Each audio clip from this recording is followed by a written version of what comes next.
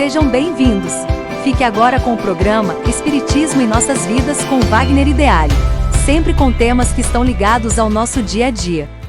Olá pessoal, vamos a mais um programa Espiritismo em Nossas Vidas. Estamos trabalhando numa sequência de programas falando sobre as obras da codificação.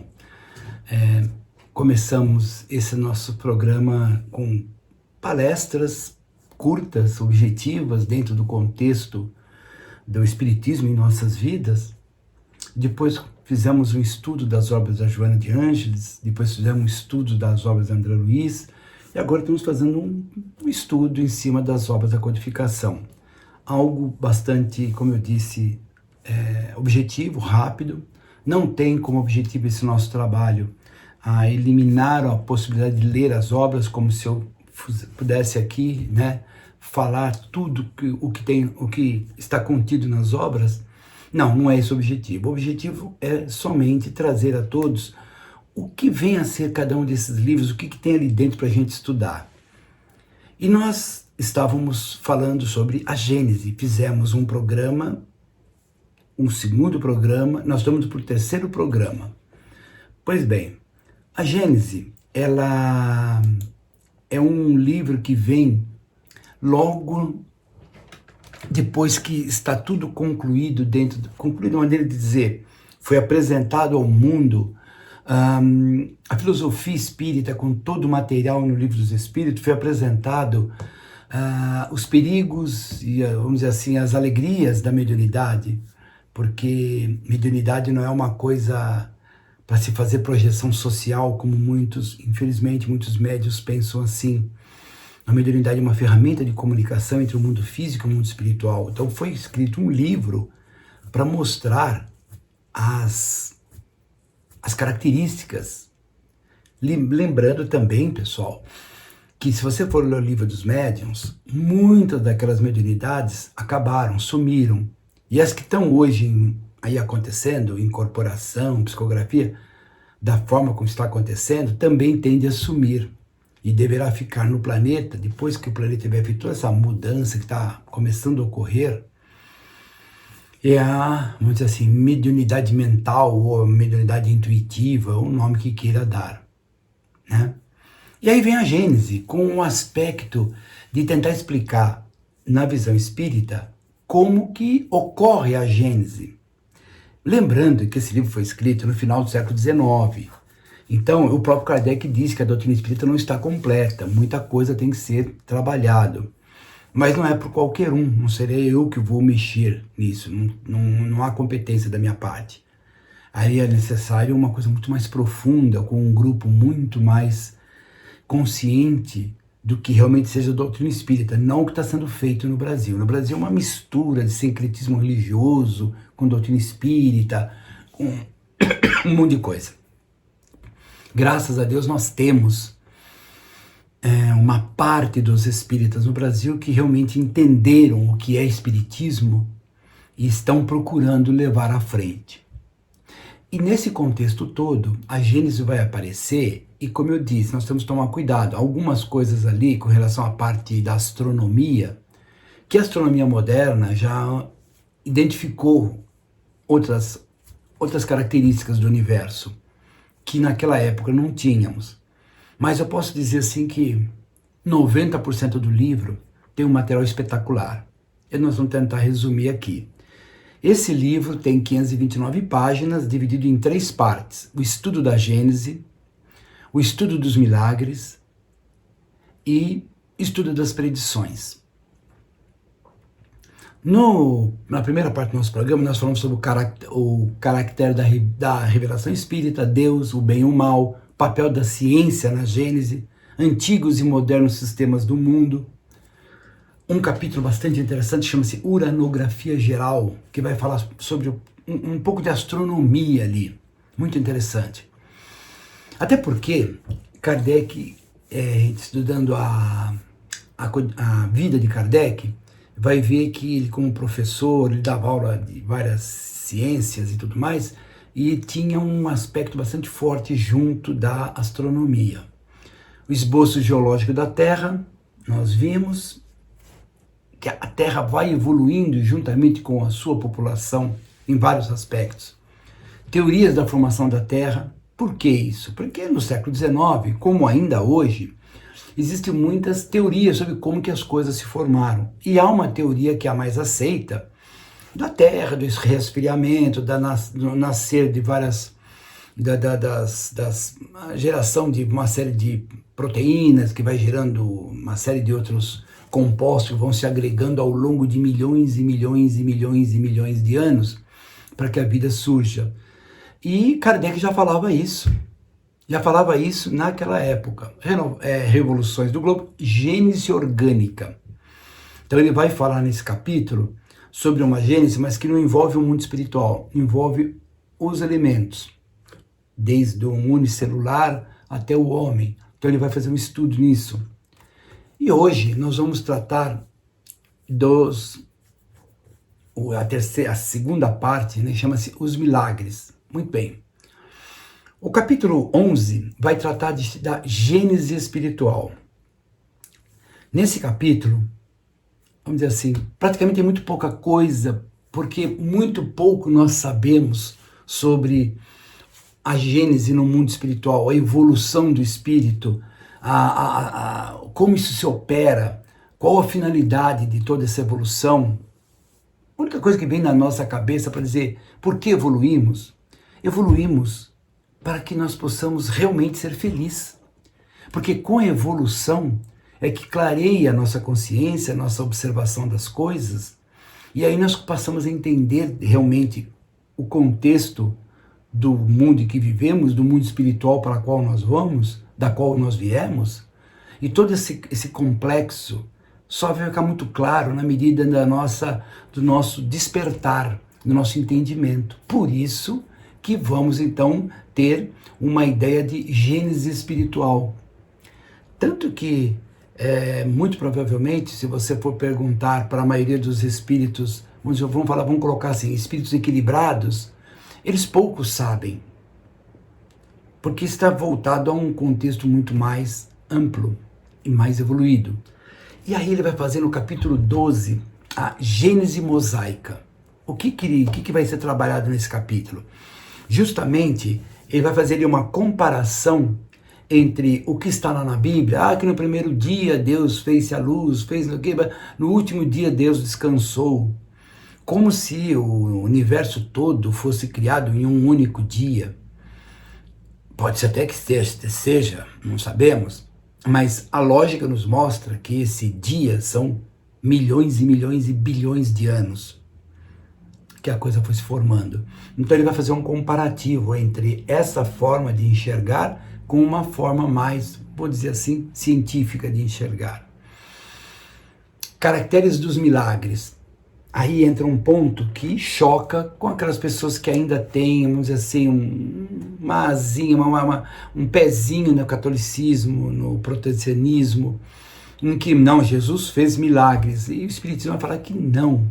Jesus tinha e continua tendo uma envergadura espiritual fantástica, uma evolução que para nós não encaixa na nossa mente a evolução desse nosso querido Mestre Maior Jesus.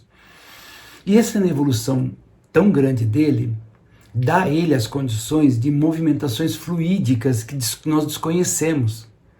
Para nós, eu chamaria assim de uma mediunidade de cura extremamente avançada. Então, Jesus, quando chegava junto a um enfermo, ele não estava olhando só ali a cegueira, ou a pessoa aleijada lá com dificuldade de locomoção. Não. Ele olhava uma coisa muito mais ampla. Ele via o passado daquela pessoa, o que aconteceu, o que deixou de acontecer. Por quê? Porque, dependendo da situação, ele não tinha o que fazer. A pessoa precisava experimentar aquela situação. Há outros que já estavam no final. Havia como se modificar isso. Jesus não vinha destruir a lei, porém ele veio cumpri-la. Pois é, e aí esses caracteres dos milagres vai ser realmente um estudo muito criterioso de como essas coisas aconteceram, através de uma carga fluídica muito grande, uma mediunidade extremamente eficaz, que foge ao nosso entendimento. E claro, há 2000 anos atrás, a pessoa faz isso aí, é um milagre, né? Muitas coisas dos dias de hoje, se tivesse naquela época, se eu pudesse voltar no tempo e levar algumas coisas que você tem aqui hoje, de duas uma, ou iam falar que você fazia milagre, ou então que você era um bruxo, um ser que precisaria ser queimado, porque está fazendo, né? Pois é. Então é bastante profunda essa análise. Aí no capítulo 14, Kardec vai reservar um capítulo só para os fluidos. Essa palavra fluido, ela vem para não... Ele podia usar eletricidade natural, magnetismo, ele podia usar um monte de nomes. Fluido, aquilo que flui, aquilo que vai de um lugar para o outro. Esse fluido pode ser constituído de partículas elétricas, de partículas magnéticas, de outras partículas que a gente desconhece. A questão não é essa. A questão é como esses fluidos interagem na hora de um passe, na hora de uma mentalização. Tudo isso é fato. Nós, nos dias de hoje, lá no século passado, aqui tão perto de nós tivemos uma obra que é de André Luiz. Nessa obra, André Luiz vai falar sobre um contexto muito importante, que são as formas pensamentos. Você pensa numa coisa, você cria isso na tua cabeça, mas cria real. Isso é muito difícil as pessoas aceitarem. Isso aí está só no meu pensamento. Não está. Não está. Você plasma no universo da sua volta aqui, você plasma isso. Se você estiver pensando coisas construtivas, boas, algo maravilhoso, quem se aproximar de você vai sentir essa energia maravilhosa. Se você estiver pensando em coisas degradantes, coisas nada éticas, é evidente que quem chegar perto vai sentir uma vibração diferente. Por quê? Porque você plasmou no espiritual ou no transcendente da sua volta. Por isso que os fluidos merecem um capítulo só para ele, para se estudá-lo.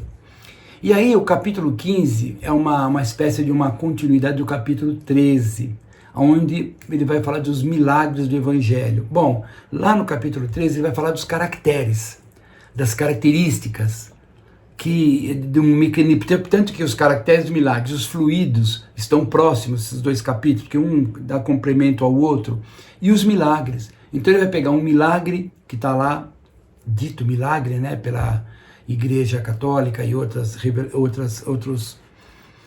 conceitos religiosos, e ele vai trabalhar isso por um outro ângulo, enxergando esses milagres, o que a gente entende do Espiritismo de verdade. Olha, o milagre na verdade é isso aqui, é aquilo ali. E Jesus manipulou isso da forma mais sublime que se poderia pensar, deixando instalado na humanidade as suas características. E, infelizmente, nos dias de hoje, desde aquela época que Jesus estava aqui até os dias de hoje, nós temos ainda espíritos tentando destruir sua obra. Esses espíritos estão nas religiões, dentro do próprio espiritismo. Esses espíritos estão nas mídias sociais, nos governos, em tudo quanto é lugar. Há espíritos comprometidos com o bem e há espíritos comprometidos com o desequilíbrio, com a destruição de tudo aquilo que vem engrandecer a alma humana. Pois é. Então nós estamos percebendo que esse livro, a Gênese, não é assim como todo mundo fala, a Gênese é a parte científica da doutrina espírita. Não tem nada a ver. É um livro que vai se complementando ao outro. Cria-se o livro dos Espíritos, para dar a base da doutrina espírita. Percebe-se que a mediunidade está mal explorada, ou é explorada de forma errada. Percebe-se que a mediunidade mal conduzida leva a pessoa ao caos. Uma mediunidade mal conduzida pode levar a pessoa a um estado de desequilíbrio mental profundo, Mediunidade não é uma ferramenta para para expressão social. Olha, ele é médium. Então o que ele fala é lei, o que ele fala é sagrado. Não. Ele é uma pessoa como eu, como você, como qualquer um. Apenas que ele tem um mecanismo de percepção do mundo extrasensorial ou espiritual, como queiram. E essa característica não dá a ele ser melhor ou pior que ninguém, porque isso foi emprestado por Deus. Dai de graça o que de graça recebestes. Mas esse dai de graça não é somente não fazer a cobrança financeira, mas uma cobrança social. Exigir um reconhecimento. Você é médium? Vá, use a mediunidade para ajudar o próximo. E para por aí. E aí, depois do Livro dos Médiuns, vem o Evangelho, porque reconhece-se que toda essa estrutura tem uma base moral. E reconhece-se que as pessoas estão mais voltadas a uma luta como como todos nós quase, mas eu falo por mim, voltado a uma luta de modificação interior. Eu preciso me modificar interiormente, eu preciso ser uma nova pessoa. A cada dia que passa, refletir sobre o meu comportamento e melhorá-lo. E como que eu vou fazer isso? Eu preciso ter um apoio. Esse apoio é o Cristo, é Jesus, são suas palavras, seus ensinamentos. E assim, nós vamos chegando ao final de mais um programa Espiritismo em Nossas Vidas, com a terceira parte do livro A Gênese, onde nós tentamos conversar rapidamente sobre esse maravilhoso livro. Convido a todos que estão adentrando a doutrina espírita, procure ler as obras de Kardec. Vou avisando vocês, não são livros fáceis de se ler. Não são livros igual um romance agradável de se ler. Não são. São livros de difícil leitura. São livros profundos. Mas se você for devagarzinho, você pega o livro dos Espíritos, lê. Terminou? Pega o Livro dos Médiuns, lê. Terminou? O Evangelho não é para ficar lendo sequencialmente. O Evangelho você lê ele inteirinho. Se você, vamos lá, todo dia, antes de sair para o trabalho ou antes de dormir, abre aleatoriamente uma página e faça uma leitura, uma prece e vai dormir. Mas eu quero ler sequencialmente. Legal, leia sequencialmente também. Aí nós vamos adentrar depois do Evangelho ao livro Céu e Inferno. Desculpa, ao livro A Gênese. Nesse livro da Gênese é que nós vamos ter essas análises que nós estamos fazendo aqui, onde ele vai buscar uma outra característica deste mundo, que são o contexto da Gênese, como que tudo isso começou, para depois vir, eu me enganei, para depois vir o livro Céu e Inferno, que é a justiça divina, numa ótica espírita, numa ótica transcendental. Isso. E depois nós vamos ver as obras complementares, ou uma obra que não foi Kardec que escreveu, mas ele deixou vários escritos, juntaram e fizeram um livro que é o livro Obras Póstumas. E é isso aí, pessoal. Muito obrigado pela participação de vocês no nosso programa e aguardo-os no nosso próximo programa e fiquemos todos na paz do Divino Mestre.